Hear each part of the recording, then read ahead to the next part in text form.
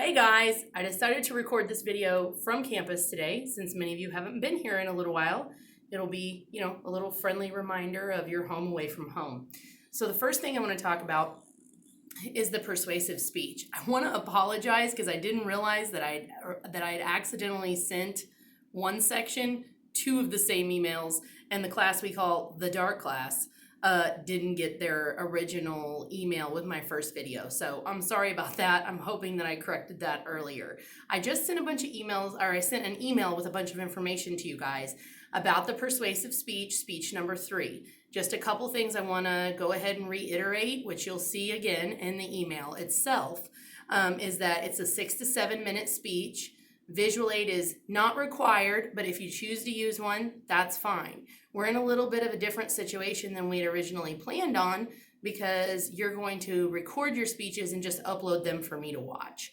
Now, the due date on that is April 30th, so that it gives me plenty of time to be able to watch all these speeches once I get them.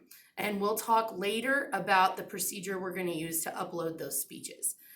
So that assignment's going to be due on April 30th. So you have now till April 30th. After April 30th, I will give you your final exam and you'll have some time to work on that. Those are really we have 3 major requirements. Like I said, the speech, the exam, and the self-reflection paper. But we'll get there step by step. First thing I want you thinking about though is the persuasive speech because it is going to take you a little bit of time. I want you to also be thinking about what your topic is going to be for this speech. So today we're actually going to do a little mini lecture in class about fact, value, policy, because it's really important that the subject that you pick to persuade on is either a question of fact, a question of value, or a question of policy. Now, I sent you another instructional video on this from YouTube. It's not my video. It's just another educational video to give you a little bit different perspective. I want to say it's about 15 minutes long. So if you want to watch that for some additional supplemental material, that's great. But you know me, I kind of like to make it short and sweet and to the point. Your topic will be due on April the 10th, okay? So what you want to do is email me between now and April 10th with your statement of persuasion, whether that is fact, value, or policy. So let's go in here and let's talk about fact, value, policy, and exactly what that entails. So what I'm going to do is I'm just going to define fact, value, policy, and we'll do some examples.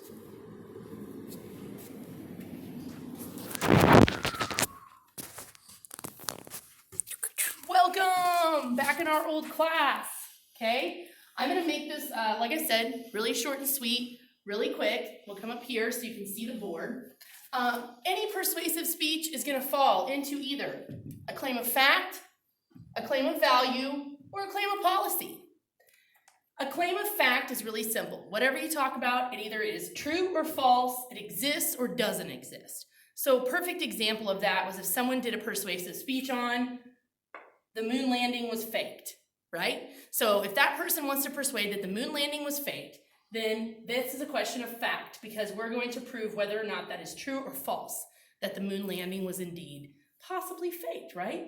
Okay, question of value. Value is different. We are not talking about whether or not something is true or false or exists or not.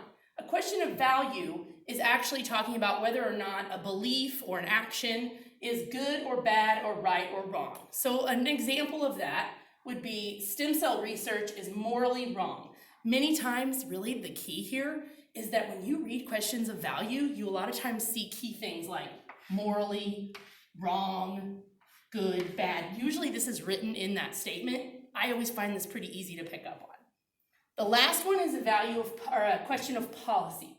In a question of policy, you're asking for an action, a change, you want someone to do something.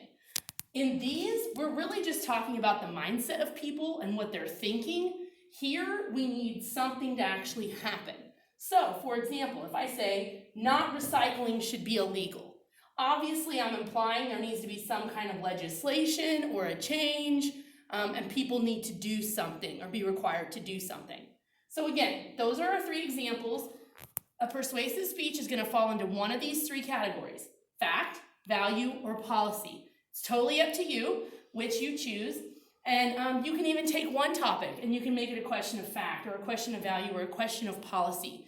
Kind of like when we talked about organizing our main points, right? I think we used maybe the Eiffel Tower as our example for that.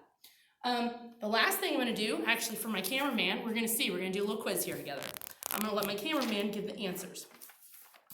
I'm gonna give him 3 statements, and he's gonna tell me if it's a question of fact, a question of value, or a question of policy. You ready? Mm-hmm. Okay, first one. Capital punishment reduces crime.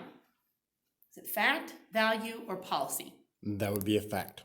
That's right, it is a fact, because we're either gonna prove or disprove that capital punishment reduces crime. Of course, this person is going to skew very heavily on proving the fact that capital punishment, they believe, reduces crime. That would be a question of fact.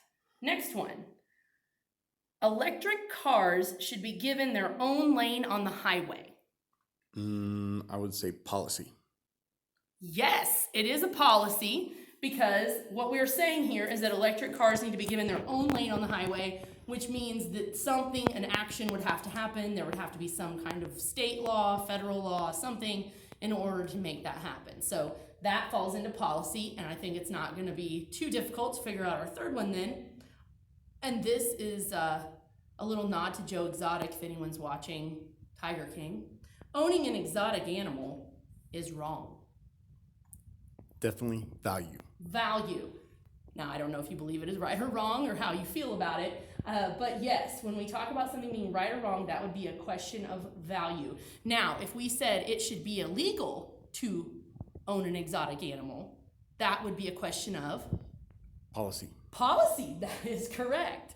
Okay, guys, there's your little mini lecture on fact, value, policy. I want you to read through that assignment sheet and figure out what your 1-sentence statement's going to be. I just gave you 6 examples of 1-sentence statements that are either fact, value, or policy. So what I want you to do by April the 10th is email me your 1-sentence statement, fact, value, or policy on whatever topic it is that you're choosing.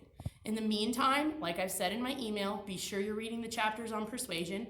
Later in the semester, we're also going to talk about delivery, but I really want to get our mind kind of linked over to that idea of persuading before we talk about delivering our speech, and some things we can do to do that a little bit better than we might have done for speech 2. I think that's all I have for you right now, and I will see you guys again soon, or you'll see me again soon, I guess. 4 for 4.